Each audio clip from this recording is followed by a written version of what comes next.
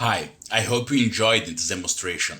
It's one of my favorites involving copper chemistry since it is simple, it involves relatively harmless materials, and produces a compound whose color differs from the traditional green and blue of copper compounds.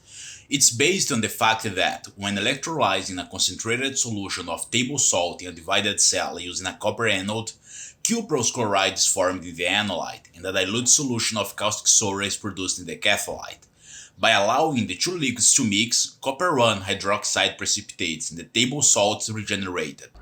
The cell consists of two plastic cups connected by a thin PVC tube, the anode is a copper wire and the cathode a steel plate.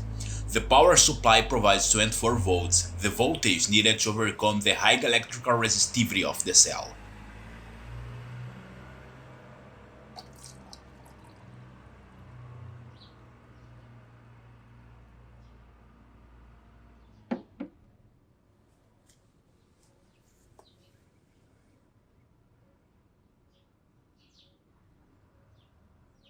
At the cathode, hydrogen gas and sodium hydroxide are produced.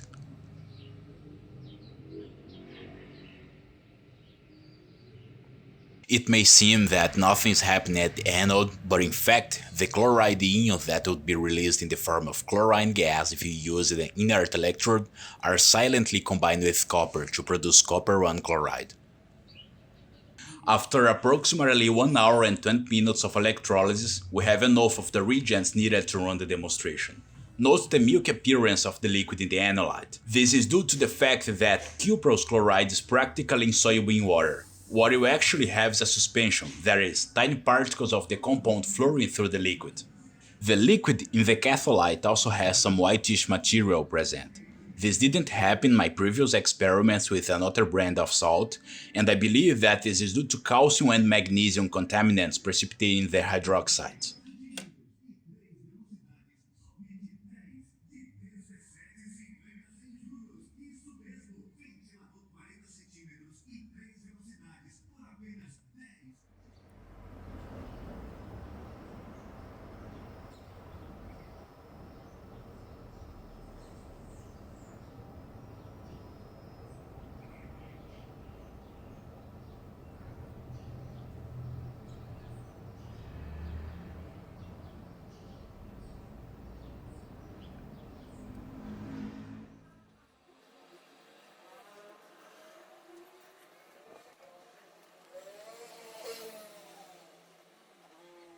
If we add an ammonia solution to the cuprous hydroxide suspension, the color changes from bright yellow to blue and the solution loses its opacity. This is due to the formation of the diamine copper complex, which is soluble in water.